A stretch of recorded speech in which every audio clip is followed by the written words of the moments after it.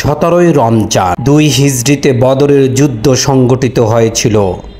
অবস্থান ছিল মদিনার দক্ষিণ পশ্চিমে 80 মাইল অদূরে বদর উপত্যকায়। ফলাফল হয়েছিল মুসলমানদের বিজয়। বিবাদমান পক্ষ ছিল দুটো, একটি হলো মদিনার মুসলিম, আরেকটি ছিল মক্কার কুরাইশ। মদিনার মুসলিমদের পক্ষে ছিলেন মুহাম্মদ, আবু বকর, উমর ইবনে খাত্তাব, হামজা ইবনে আব্দুল মুতাল্লিব, আলী ইবনে আবি তালিব। আর মক্কার কুরাইশদের নেতৃত্ব প্রদানকারী ছিলেন আবু জাহেল, উতবা ইবনে রাবিয়া, উমাইয়া ইবনে খালাফ। শক্তিমত্তার দিক থেকে মক্কার কুরাইশরা বেশ এগিয়েই ছিল। মুসলমানদের পক্ষে ছিল 313 জন পদাতিক, 2টি ঘোড়া, 70টি উট।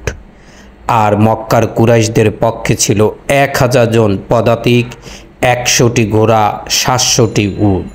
এই যুদ্ধের হতাহত ক্ষয়ক্ষতি কম ছিল না। মুসলমানদের পক্ষে শহীদ হয়েছিলেন 14 জন, আর মক্কার কুরাইশদের পক্ষে নিহত হয়েছে তারা 70, বন্দী হয়েছে 70। যুদ্ধের পূর্বে 623 থেকে 624 সালের মধ্যে মুসলিম ও কুরাইশদের মধ্যে বেশ কিছু খণ্ডযুদ্ধ হয়। বদর ছিল 2 বাহিনীর মধ্যে প্রথম বড় আকারের যুদ্ধ। যুদ্ধে সুসংগঠিত মুসলমানেরা মক্কার সৈনিকদের সারি ভেঙে ফেলতে সক্ষম হয়। যুদ্ধে মুসলমানদের বিপক্ষে আবু জাহেল,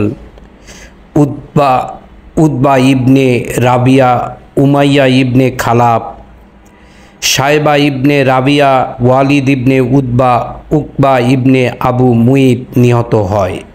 মুসলমানদের বিজয়ে অন্যদের কাছে বার্তা পৌঁছায় যে মুসলমানেরা আরবে নতুন শক্তি হিসাবে আবির্ভূত হয়েছে। এর ফলে নেতা হিসাবে মুহাম্মাদের অবস্থান দৃঢ় হয়। যুদ্ধের কিছু বর্ণনা। মুসলমানদের বাহিনীতে সৈনিক ছিল 313 জন। এর মধ্যে মুজাহিদ ছিলেন 82 জন। আনসারদের মধ্যে আওস গোত্রের ছিলেন 61 জন, খাজরাজ গোত্রের ছিলেন 170 জন।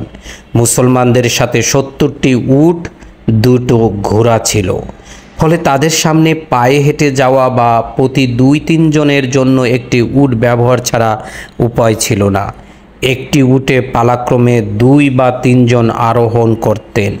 এই অবস্থায় মুহাম্মদ, আলী ইবনে আবু তালিব, মারশাদ ইবনে আবি মারশাদের জন্য একটি উট বরাদ্দ ছিলেন। মুহাম্মদ সাল্লাল্লাহু সাল্লাম সার্বিক নেতৃত্বের জন্য মুসাব ইবনে উম্মারকে একটি সাদা পতাকা প্রদান করেন। মুহাজিরদের ও আনসারদের জন্য একটি করে কালো পতাকা যথাক্রমে আলী ইবনে আবি তালিব, সাদ ইবনে মুয়াজ্জাজকে প্রদান করেন।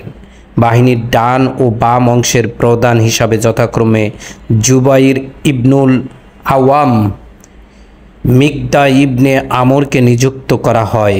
মুসলিম বাহিনীতে থাকা 2টি ঘোড়ায় তারা আরোহণ করেছিলেন। পিছনের অংশের প্রধান হিসাবে কাইস ইবনে আবিকে নিয়োগ দেওয়া হয়।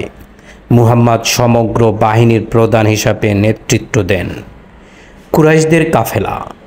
আক্রমণের আশঙ্কায় কুরাইশদের কাফেলার নেতা আবু সুফিয়ান যাত্রাপথে সাক্ষাৎ লাভ করা বিভিন্ন কাফেলাগুলির কাছ থেকে মুসলিম বাহিনীর সম্ভাব্য অভিযানের ব্যাপারে তথা নিশ্চিহ্ন তিনি মুসলমানদের আক্রমণের খবর পান। তাই সাহায্য চেয়ে জমজম ইবনে আমর গিফারির বার্তা বাহক হিসাবে মক্কায় পাঠানো হয়।